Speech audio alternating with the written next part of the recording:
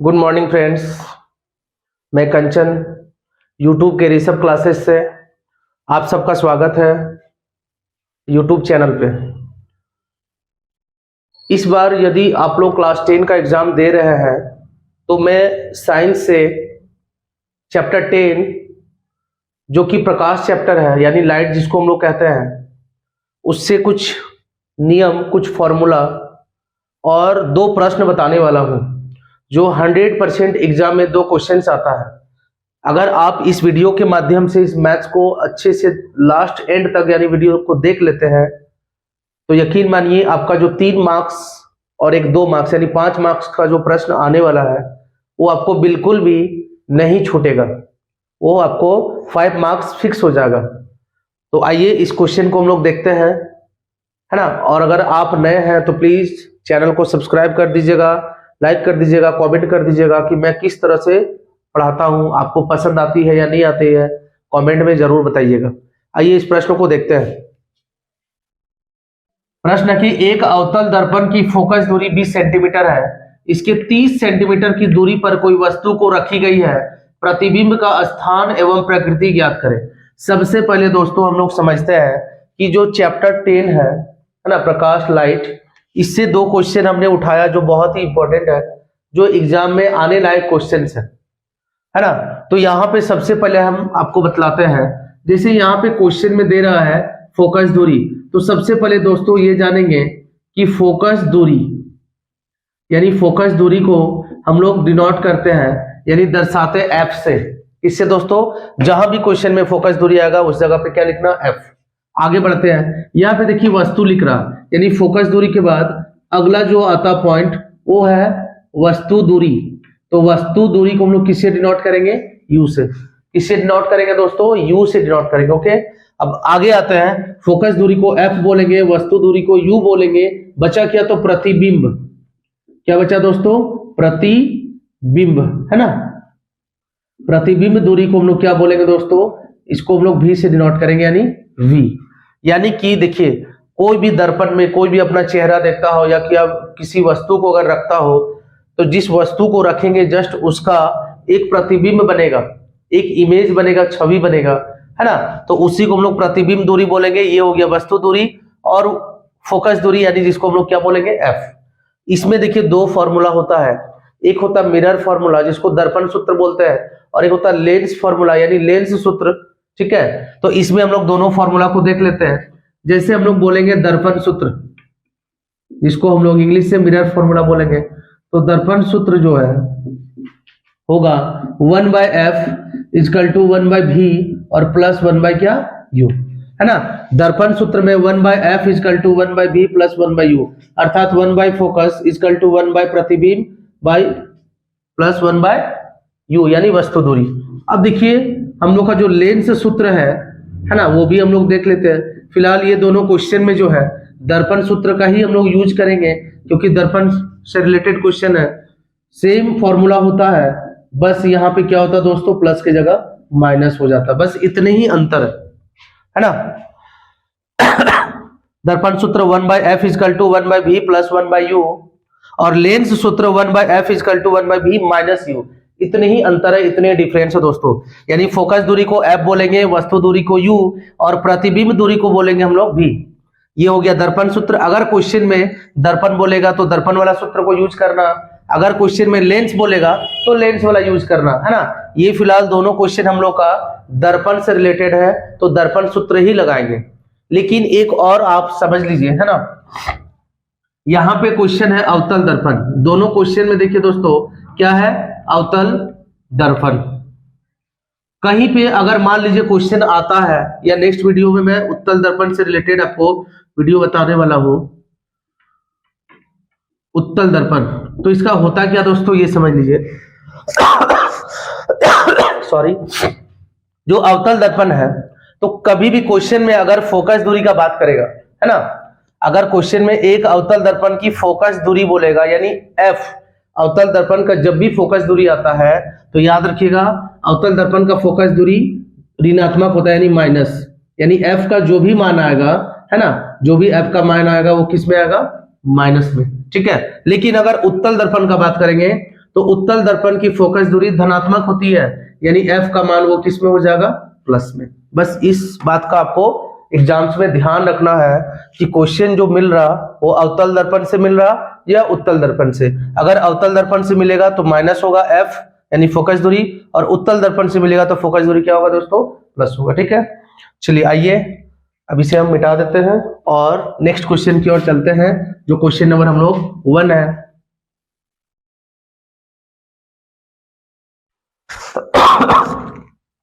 एक अवतल दर्पण की फोकस दूरी 20 सेंटीमीटर है। अभी जैसे मैंने बताया आपको, है ना, कि फोकस दूरी को हम लोग क्या बोलेंगे दोस्तों, ये फोकस दूरी को f।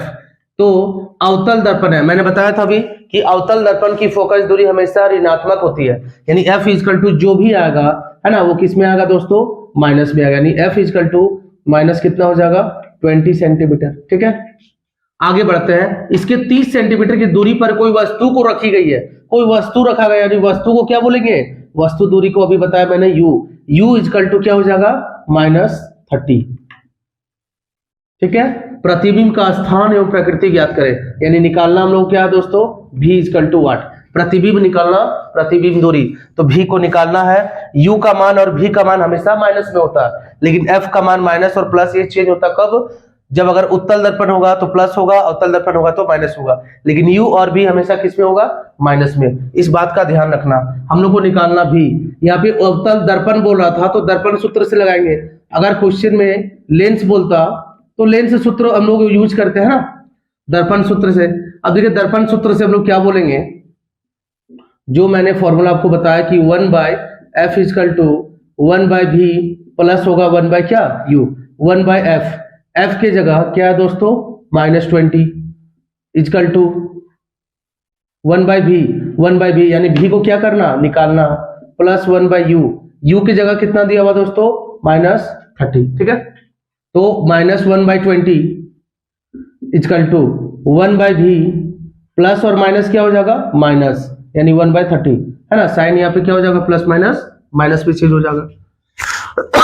सॉरी, अब देखिए यहाँ पे v को निकालना है तो कुछ नहीं मतलब यह प्लस भी है ना, कुछ नहीं मतलब +1/, इसको उठा के इस पर अगर लाएंगे इक्वल टू के इस पर तो साइन चेंज होगा, यानी -1/v होगा इक्वल टू, यहाँ पे ऑलरेडी -1/30 है और -1/20 को अगर उस पर नंबर को ले जाते हैं तो क्या हो जाएगा दोस्तों, +1/20। ठीक है, -1/30 जैसा का वैसे ही -1/20 को उस पर ले जाएगा तो +1/20 हो जाएगा। अब देखिए -1/v इक्वल टू, दोनों का अगर हम लोग एलसीएम लेते हैं तो कितना आएगा दोस्तों, 60। आप करके एलसीएम देख सकते हैं। 30 का टेबल 60 कितने बार में आएगा दोस्तों, 30 का टेबल 60 आएगा 2 बार में। 2 को 1 से इंटू करेंगे तो क्या आ जाएगा, 2 प्लस का प्लस। 20 का टेबल 60 कितने बार में, 3 बार में। 3 को 1 से करेंगे तो कितना आएगा दोस्तों, आ जाएगा 3, है ना। अब यहाँ पे हम लोग देखेंगे -1/v इक्वल टू 3 प्लस में है, 2 माइनस में है, यानी कि हम लोग यहाँ पे कौन सा साइन लिखेंगे ये भी आपको पता होना चाहिए, है ना। यानी दोनों में से जो नंबर बड़ा होता है और बड़ा के साथ जो भी साइन होता है वही साइन का यूज हम लोग करते हैं। अगर 3 प्लस में है तो यहाँ प्लस होगा, अगर 3 माइनस में रहेगा तो यहाँ माइनस होगा, यानी बड़ा नंबर के साथ जो भी साइन होता है वही साइन हम लोग यहाँ पे लिखेंगे। यानी 3 प्लस में तो प्लस दे देंगे, ऐसे प्लस तो साइन रहता है, 3 से 2 को घटाएंगे तो आएगा 1, नीचे कौन है दोस्तों, 60। नीचे क्या है, सॉरी। अब हम लोग क्या करेंगे, v को 1 से क्रॉस करेंगे, है ना। v को करेंगे क्या, v को 1 से क्रॉस करेंगे तो आ जाएगा v, और 60 को -1 से इंटू करेंगे, क्रॉस करेंगे तो आ जाएगा 60, यानी -60, है ना। 60 को अगर -1 से इंटू करते हैं तो -60, यानी v का मान आ गया -60 सेंटीमीटर। क्या आ गया दोस्तों, -60 सेंटीमीटर। हम लोग को भी निकालना था प्रतिबिंब दूरी, जो हम लोग निकाल चुके हैं, लेकिन यहां बोला प्रतिबिंब का स्थान, तो प्रतिबिंब का स्थान कहां पे होगा, -60 सेंटीमीटर में।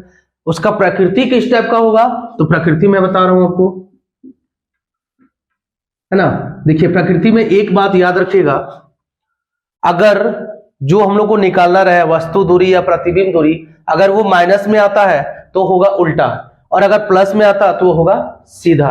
बस इस बात को आपको ध्यान रखना है। तो प्रकृति में हम लोग क्या लिखेंगे, वास्तविक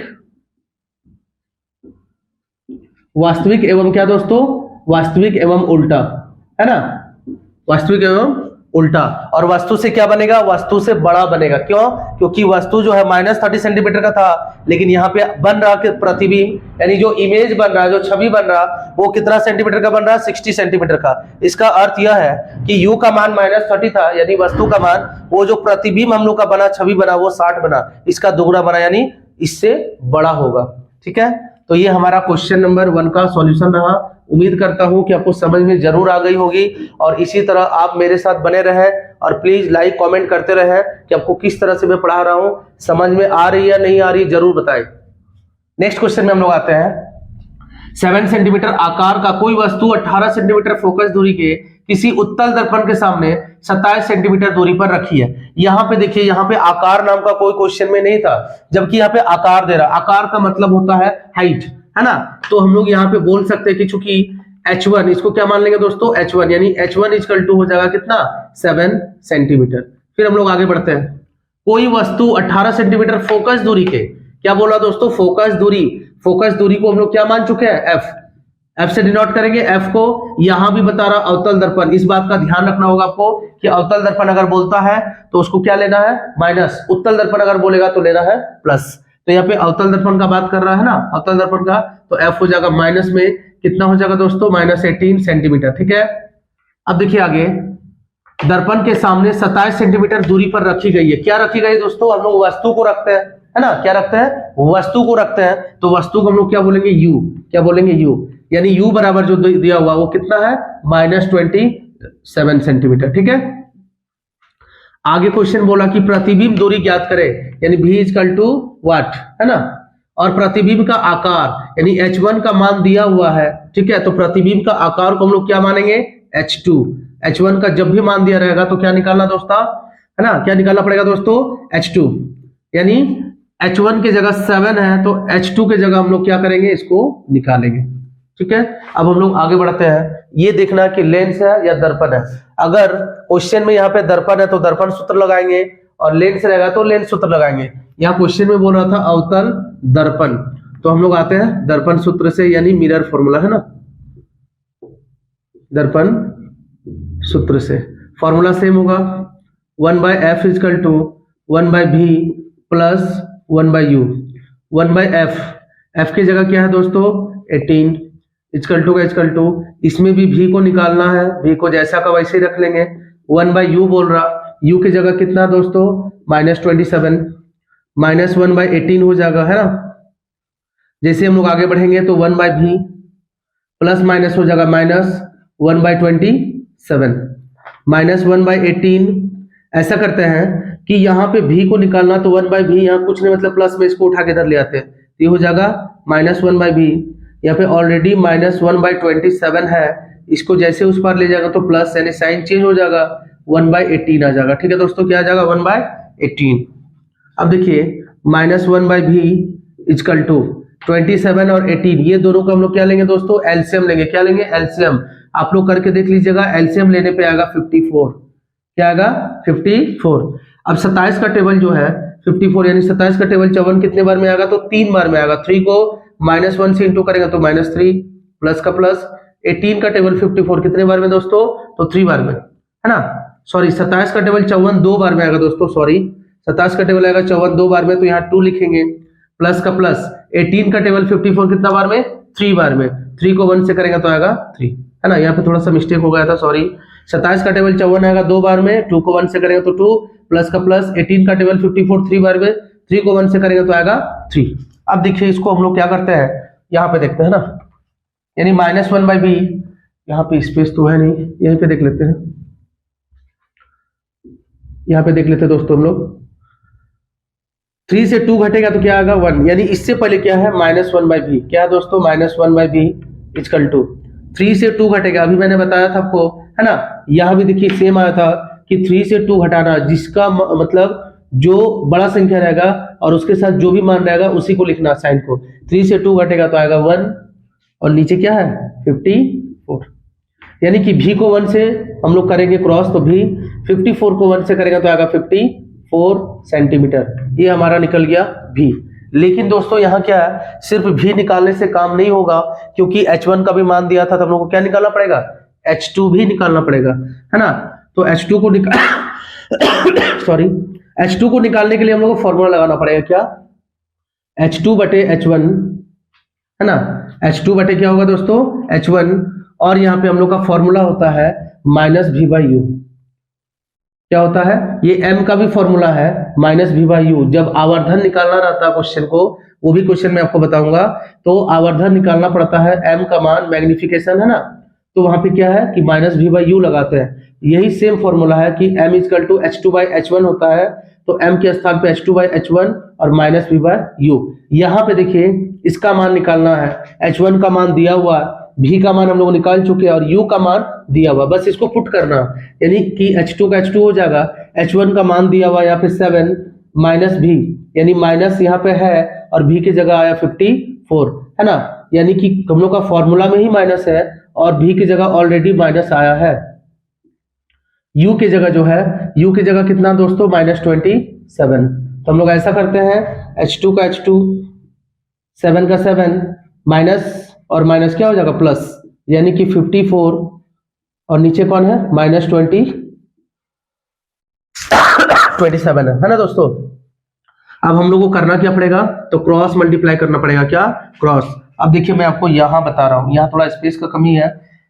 27 को H2 से अगर इंटू करेंगे तो क्या आ जाएगा दोस्तों, यानी 27 को H2 से क्रॉस करेंगे तो -27 गुने H2 इजकल टू में देखिए तो 54 को 7 से इंटू करेंगे क्रॉस तो 54 इंटू 7, ठीक है 54 इंटू 7।